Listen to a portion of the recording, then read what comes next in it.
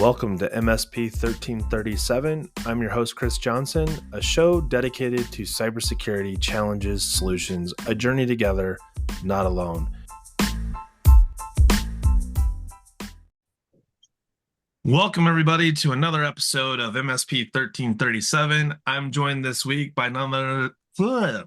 No words come out of my mouth today appropriately. I'm joined by none other than Ryan Morris. Ryan Morris, welcome to the show. Thank you very much, Chris. It is very good to be here with you. So, title of today's episode is The Unintended Consequences of Good Technology Choices. I like to throw choices on there because I think most technologies, by their very nature, were not ever built for nefarious or bad things. I'd say most. But in this particular case, we're talking about the acquisition or building of technology for good purposes that can have unintended consequences. And I've talked about this on other episodes, talking about things like patch management, the vulnerabilities that come out. And, sometimes before you get to vulnerabilities, you identify things that are bugs or unintended features. And so I think this in some respects is similar to that. Like until something negative comes about from it, it doesn't necessarily mean it's bad.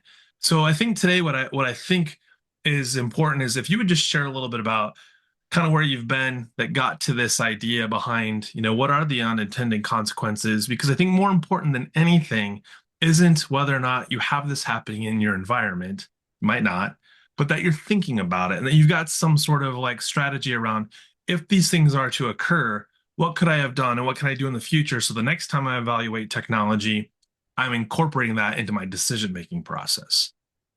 Absolutely. So the basic theory here is that all technology is interconnected. Nothing that we buy, sell, or use in this industry does anything by itself, right? We Sure. live in a world where all systems touch all other systems eventually, and that is almost the intended purpose of everything, right? We want to deploy networking connections so that people can share information. We want to have data migration and mobility so that we can share information with each other across geographical or organizational boundaries, right? The purpose of technology is to forge connections. When we I like your basic opening theory, right?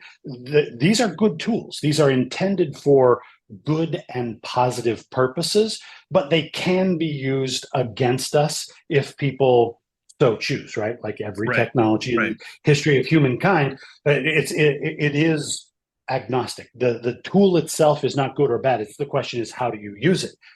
The observation that I'm making is that it's not even as simple as, whoops, I didn't anticipate somebody would use this technology for a bad purpose.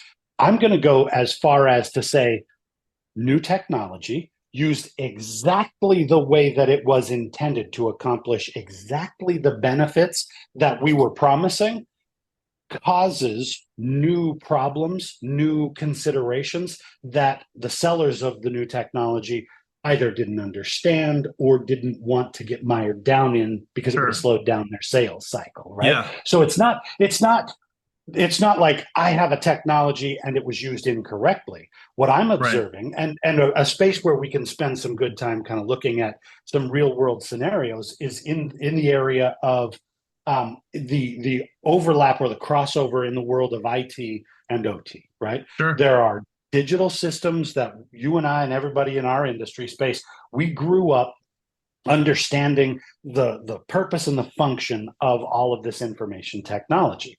In parallel and often dramatically predating our information technology systems, there are these operational technology platforms that do things that are necessary for the actual execution of an organization, right? Think factory, think highly regulated utilities, think about anything that operates in the physical space. Green screen, AS400, those, these things that have been deployed for 50 years, and they make a robot arm go left and right and left and right, right? Like it does, there's an entire category there. When these two worlds overlap with each other, you will find that the very best application with the very best intentions of a new IT or OT solution, the very best application with the very best intentions often will break the systems on the other side of the aisle. Sure. It's funny. I was thinking back to another episode that we did that was I sorry, IoT, and then OT. And it's interesting. We're talking about the potential, the unintended consequences. And that whole episode focused on, do you know what your assets are? And in the context was assets that are now visible on at least one of your VLANs, so on your network. And I think to your point, we're talking about just connecting it to the network and what are those potential consequences. And that episode that we focused on, what are your assets? Like that covers a myriad of scenarios on that one very narrow focus. I'm curious, did you have any examples of scenarios where, like, oh, by the way, because you did X, you now have Y? What are you going to do Absolutely. about it? Yep. Build And another see again, tool. yeah, well, and it's almost always the answer of the technology industry. It's like we built and deployed one thing that broke a previous system, which just creates the need for a new system Sure. without actually going back and correcting the original flaw. A good example for you, right? So I spend a lot of time in the OT space, industrial software, manufacturing operations, automation of robotics and warehouse and factory systems, right? Um, Phenomenal advanced technologies, everything from product design, 3D manufacturing, Sure. all the digital simulation and testing, right? Phenomenally advanced technologies. As an industry, they are not quick when it comes to adopting new models and deployments because they deal with hard coded systems that have been in place for generations in many cases, right? Like if you are an automobile manufacturer, those robots in your factory that do the spot welding on sheet metal, you're not going to change the underlying operating Right. system of that robot on a whim, right? You're not going to just kind of It's like make those axles in the kinds. car. Exactly. It's like, Unless it's a different width of car than what you're standardized on, it's still going to be an you axle. yeah, you're moving heavy things in the physical world. You Sure. leave the underlying systems alone for as long as humanly possible. But they are now coming into a cloud-based SaaS and subscription world, which again, that's a very good thing. From a customer's perspective, I can deploy faster. I can consume the technology on a more as needed or as used basis. There are good financial, economic benefits for the user. There are tremendous advantages. The vendors who sell this kind of software, they've had an awakening. They are moving aggressively in that direction and saying, not only is it good for the customer, but it's good for us, right? Subscription Right. revenue drives up the valuation of the software You can see company. how it's being used. Everybody wins, Yeah. right? This is a brilliant thing. Good technology successfully deployed for the benefit that it was Sure. intended. Oh, by the way, if you take what used to be an old AS400 green screen application that has historically been physically deployed on a device or a machine in a specific location, right? Like if it's not actually in the robot itself, it's Yeah. physically deployed within walking distance of Sure. that machine There's a that's there's a going on. yeah. Might even be inside the yellow line. Exactly. It's like the stuff has always been there, and now it's available on the cloud. We can monitor it, we can manage it, we can track usage, identify bottlenecks, we can do continuous quality improvement on software based on real customer environments. Oh, by the way, it's now available on your VLAN. It is now discoverable as a digital asset. Yeah. You have just introduced a cybersecurity threat, a surface area that is Yeah. vulnerable to An attack exposed surface area. that literally never had to consider those things before, right? Like we remember the old movies about technology and hacking, right? Where the only way to hack the machine was to physically enter the facility. Sure. Tom Cruise hanging down out of a ceiling vent or whatever, right? Yeah, the Like, hackers with the modem box that gets plugged into the. yeah, you got to physically be there. And so there was physical security that overlaid very limited digital security issues. That entire universe of technology systems has now just been fast forwarded immediately into the most aggressive, most vulnerable cyber environment that you can imagine. Zero of the operators of those original technologies are cyber guys. Yeah, Zero of their budgets include an allocation for how do we pre-harden the systems before we deploy them to the actual go live environment. They they were given a sales pitch by a yeah, technology vendor. You did the business case. You looked at the technology case. You were like, Brave New World, right? yeah. This is brilliant new technology. It's doing exactly what we intended it to do. And then, oh, by the way, the guy in the IT department who happens to have Sure. network access responsibilities gets an alert that says there is now a foreign object that has entered your Yeah. domain. Is this an And it authorized is asset? and it is 100% unprotected beyond just the basic hard shell of your firewall architecture, right? It was never conceived as a networkable digital asset. And Sure, so it doesn't have, like, I mean, your email, your web browser, your SaaS applications, all the technologies that we understand and use either as the end user or as the service provider, right? sure. Every single thing that you touch every day was born and bred in an environment where somebody had to at least consider the implications of cybersecurity. The Yeah, you're OT talking world, about an on-off switch that's analog.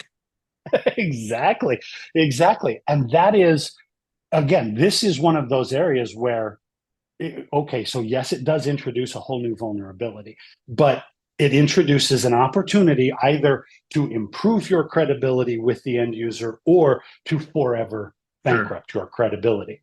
And you've been sort of talking about the merger of ITOT for a while now.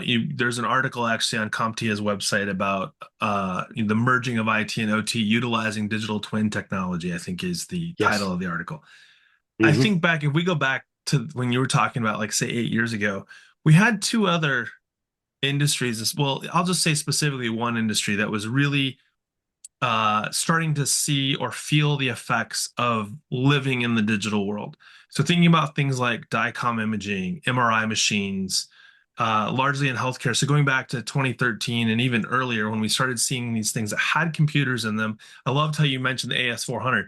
It's not that the AS400 wasn't potentially connected to the internet in a different scenario. Just in this Sure. particular case, they had no reason to connect it when these were built. But what's really interesting to me is I think about the challenges that we're still dealing with today in healthcare of like, well, you got to upgrade your system because it's running Windows 7. You're talking about an AS400. It's not like there's an upgrade path. Like, oh, if you're running AS400, well, what version of the software are you running?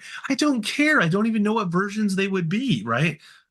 But I think there's a different problem here, and it's not the technologies necessarily as the problem, is that we're introducing technologies that by their very nature are vulnerable. It's like, I'd like to use the example of like, you don't let your pet walk on a busy street. You keep the dog on a leash, right? Because there's a good chance it's going to get run over. So if I look at it through that lens, I'm thinking, okay, well, what am I doing to ensure that the environment that I want to bring this asset into is ready? I think that actually is the premise of why I'm doing what I'm doing at CompTIA and why many of the cyber evangelists we hear out there are making the claims of like, you need to get your house in order before you Mm-hmm. start saying, hey, I'm opening the doors for open house and anybody who wants to come in can come in because I have cameras in place and I have, proper vetting of like identifying if there's a threat that's entering the premises versus, yeah, got locks on all my doors. Good luck. And you're like, but you just made your lock be on the Wi-Fi. And like, and and it doesn't have network access right. controls around it, right? But see, this is exactly where you're going.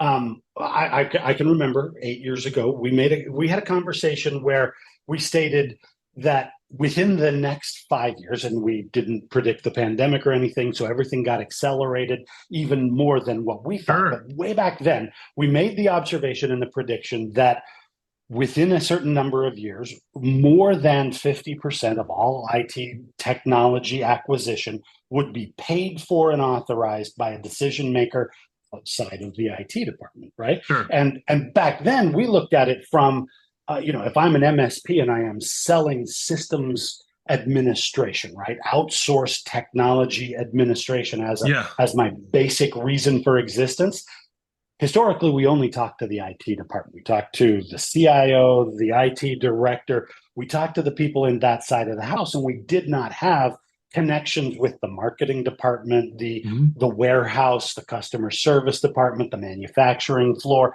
And back then the observation was, get ready. These other humans are going to be consuming technology. Sure. SaaS and subscription as an underlying economic model turbocharged that transition. What Yep. we thought was going to take 5 years wound up taking about three. And we live in a world now where everybody you talk to is going to tell you that something like 6.5 or 7 out of every $10 spent on an IT system is spent by somebody other than the IT department. Okay.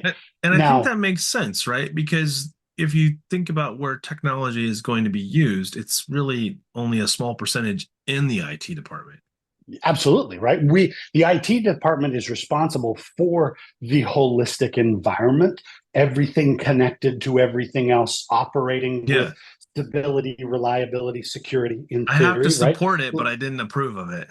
Exactly. I don't know what that is, and Yeah. quite frankly, think about my example in the OT world, right? You are an IT guy, advanced degree, years of experience, bona fide rocket science credentials for understanding really advanced and complicated systems. Does that mean that you come pre-installed also with those same level of advanced qualifications around liquid flow dynamics or aerodynamic testing and simulation in Sure. a digital model? Do you have engineering and physics and materials, stress tolerance background in addition to your IT rocket science skills? No, right? And that's true whether Yeah. you're in the manufacturing side, in the finance side, like you said, in the healthcare operations diagnostic environment. The IT guy comes in and says, I can literally fly any plane you put me in. You just give me the controls, I can fly this plane. What is the plane? Oh, it's a digital simulation platform, or it's an MRI machine. Do I have any expertise whatsoever about what it is? Sure. No, but I can turn it on and make it accessible, and I can make everything operate effectively. But the subject matter expert is responsible for all of that inside the boundaries conversation. But Right. again, you got to ask the mirror version of that question. Rocket science skills on their side of advanced application functionality, they know what they are doing. Are they trained on cybersecurity? Are they trained on network access control? No, Well, absolutely not. And we're that gap is exactly where we find the vulnerabilities. we're describing consumerism at its finest. We like things fast and cheap. And when it comes to the patience part of that fast and cheap, it's not there. So I remember when the Linksys router, the everybody remembers the purple boxes, that had the little button on the front that when you pushed it, basically gave you the capability if you're running any of the other Linksys equivalents, it just connected. Like now we're even better with iOS 18. I can be like, dude, you don't know the code for the internet or the Wi-Fi here? Let me share the QR code on my phone that I just generated for you right now to keep things secure and safe. It's it's an underlying challenge we've always had. The technology developed is at a faster pace than the mindset of, well, and we need to secure it. I would also argue though that from 8 years ago to today, one thing that has shifted is the acronyms and language of understanding the definitions of what variables need to be understood by the general consumer of business technology, operational technologies Yep. has matured significantly in one key area. Is this secure? Was security considered at inception?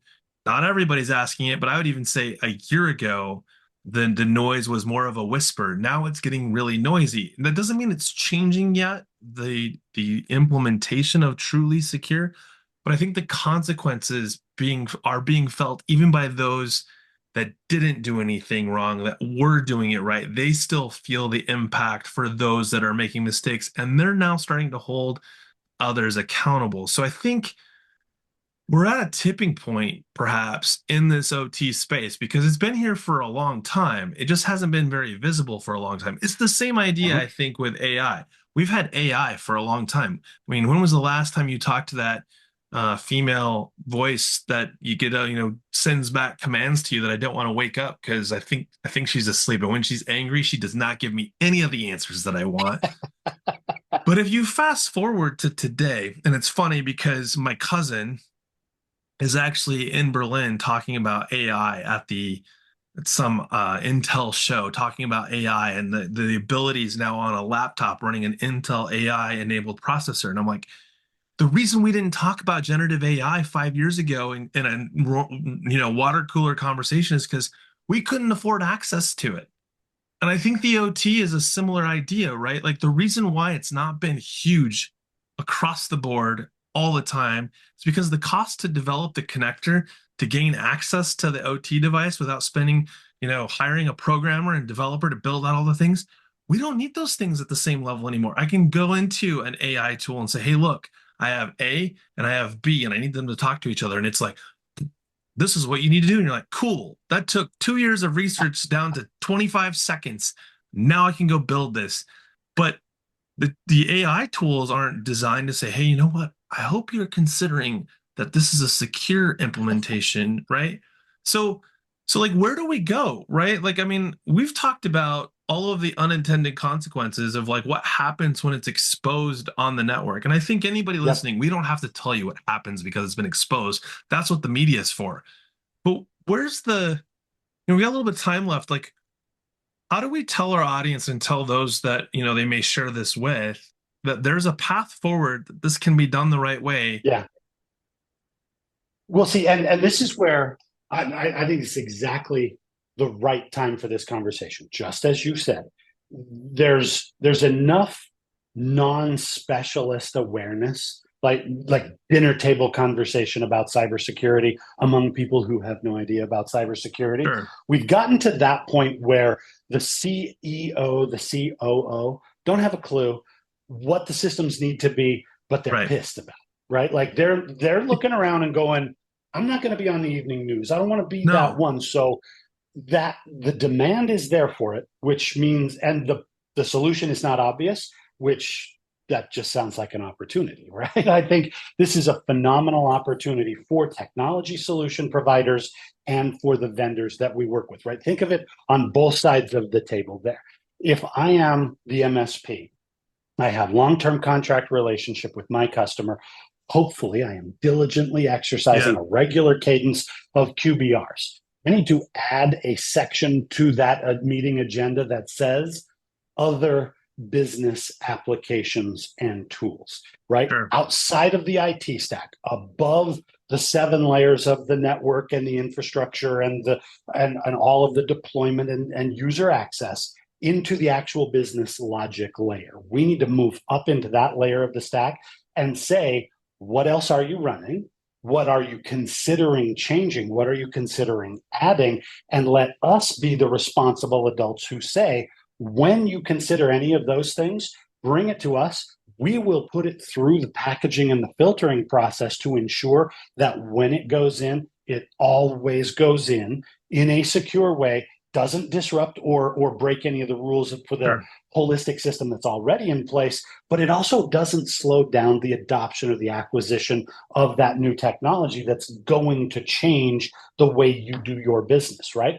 It You don't have to become a subject matter expert in engineering or magnetic resonance imaging technology. You don't have to do that, but you do Is need to that how the know little man that with the it's actually magnet, you put the whiskers on the little man with is that what you're talking about?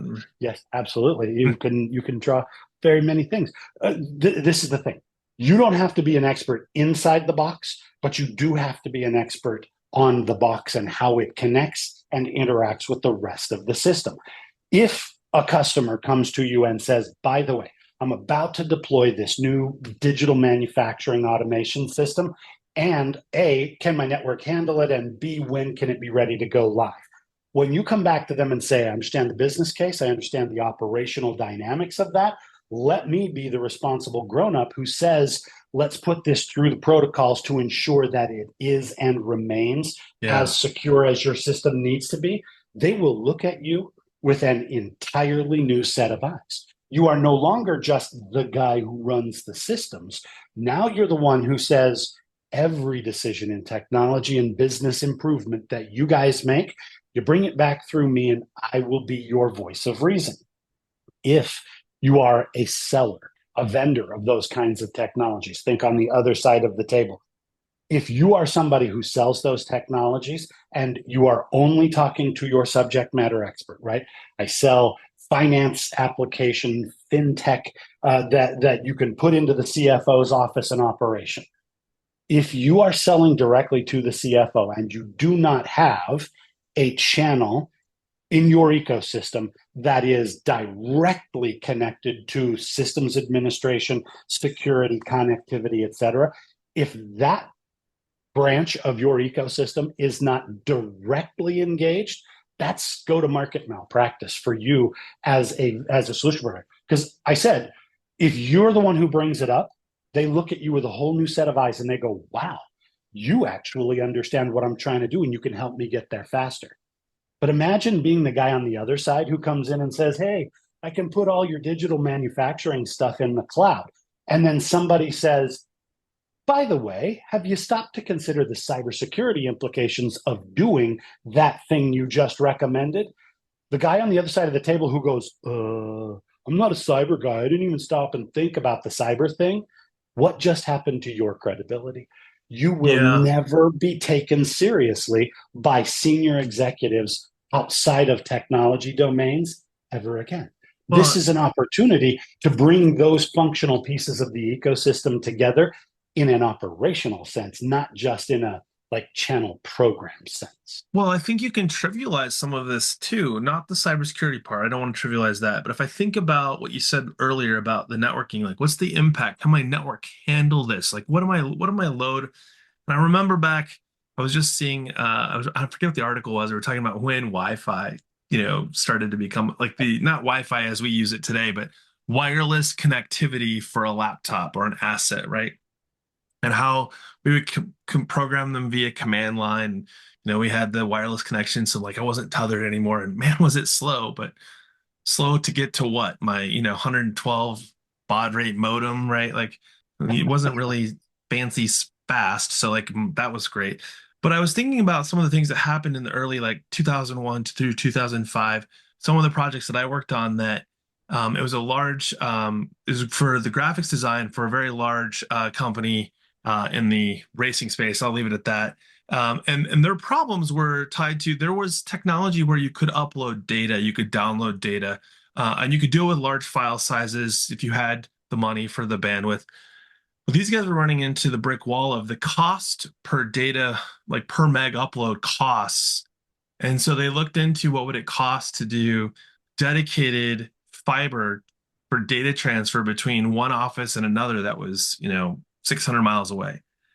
And it saved them six figures overnight on what was probably $1 million project, but it saved them six figures annually on the cost. So it basically bought back its investment real quick. What's interesting about that is the impact to their entire ecosystem by bringing those large scale design and print tools on the network caused some pretty massive disruptions to their product efficiency. That was 20 plus years ago. You fast forward to today, I get it. Cybersecurity is important, but it's the same conceptual problem. What are the variables that we need to consider when we bring something that has never been connected to the network, has never been seen outside of the four walls? Because maybe it's on an isolated network, right? That's possible. We've seen DICOM imaging and print networks where it's like you go into this room, you plug in, and you can print to your heart's content because you're not bothering anybody else. Awesome. But when you look at it through the lens of what you described, like this is just one more variable. Cybersecurity is just one more thing that needs to be discussed. Like, is it producing things that are intellectual property? Is there sensitive information on there? Are there impacts if I do push the green or the red button because I now can see them from, outer space or wherever it might be that I have an internet link? Yep. And see, this is the thing, right? It is years ago when we first started talking about this, the merging of the IT and the OT world. Well, one of the things that I observed was the pricing scheme for a per unit or per device administration fee. I put a server, I put Right. a edge device, I put anything on there, and I can say X number of dollars per device per month. That's how I will administer and manage those things. And then we went IoT and sensor-based digital connections to devices, objects literally strewn across the planet.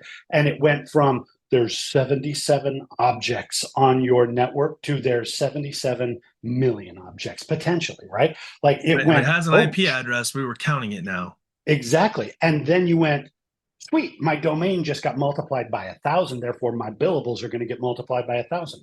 Well, they're not, right? Yeah. The real world will Yeah. dictate The to you world can't support that you financially. you cannot financially make those numbers jive. So there had to be a radical reconsideration of the way that we deal with those kinds of devices. Well, the first one was That simpler than that. Office Suite, remember when it went to the multi-device licensing, so you could do up to mhm, 5 assets per user? That threw the entire MSP space upside down. They're like, wait a second, I'm not incorporating this device asset and licensing for 365 to the hard asset anymore because it's now on 5 assets. And they immediately had to change the model. This yep, one, however, took a lot more time because the tools that we had were so inaccurate. Largely, the vendors selling products like that, not that the product was bad, but they would identify assets oftentimes that weren't there, or it was there and then gone. So you have these like 30-day mhm, cycles of it won't hit your bottom line until 30 days has passed with it still showing up on the network. This is now we've amplified it to your point of the umpteenth multiplier on something that you have no idea as soon as it gets connected what the multiplier actually is going to be. yep. And see, this is the thing. Licensing and the financials of it is one consideration. Bandwidth, load management, and network performance is another thing.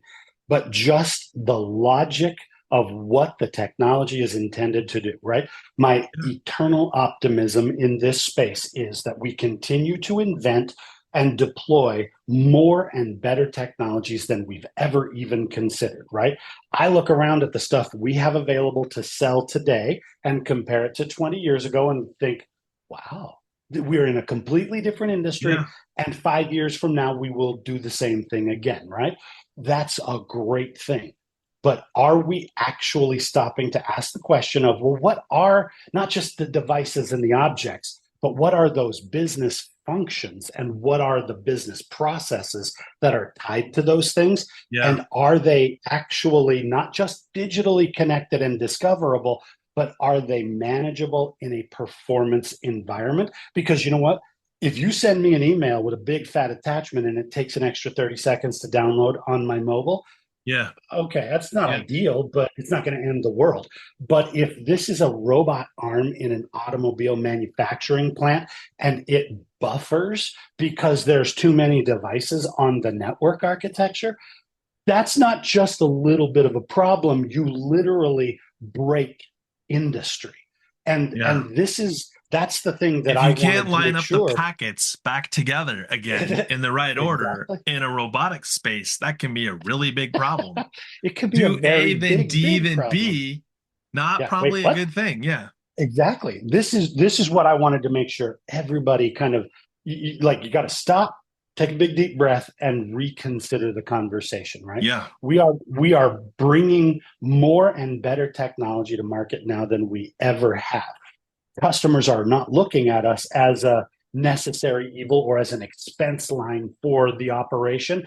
They're looking at technology as a way to fundamentally reconsider business in every subcategory of industry, Yeah. right? Everybody is saying technology is going to change the world. Okay, but Yeah. only if somebody actually thinks through. What connects to what? How does it actually function? Where are the gaps in connectivity? Where are the gaps in operating productivity? Where do we need to make sure that there's vulnerability management and all of the cybersecurity controls? Right now we live in too many subdomains. There's Yeah. a network guy, there's a cyber guy, there's a business application guy, there's a data backup guy. All of these things are way too disconnected, and this Yeah. is an opportunity for the voice of reason, for a solution provider of pick your business model.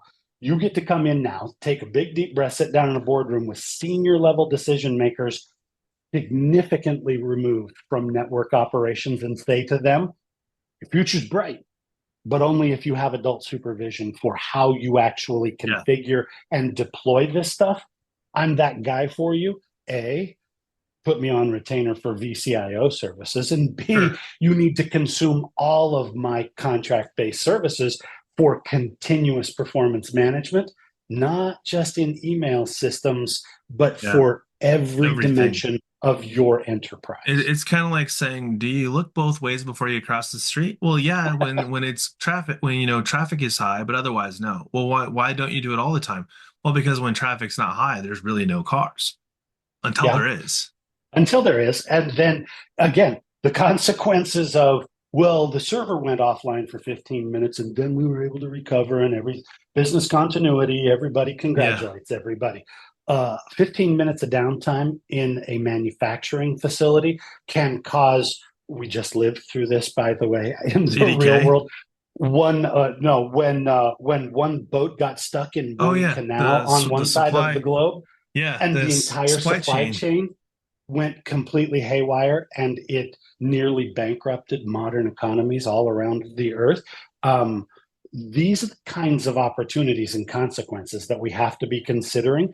I want Indeed. everybody, I want everybody to like stop and go, okay, so this is more responsibility, it's more work, but ooh, there's tremendous access and decision maker stickiness. There's billable opportunities here. This is a tremendous upside and opportunity. But if you say, that's not my job, that's somebody else's job, and I'm going to sit right here Yeah, and you can't force me to do it, well, that's just volunteering to be left behind in the sands of time. that's right. That's just voluntary obsolescence. I think with that, being left behind in the land of obsolescence is where we will end it. For those of you listening, this has been an episode of MSP 1337. Thanks and have a great week.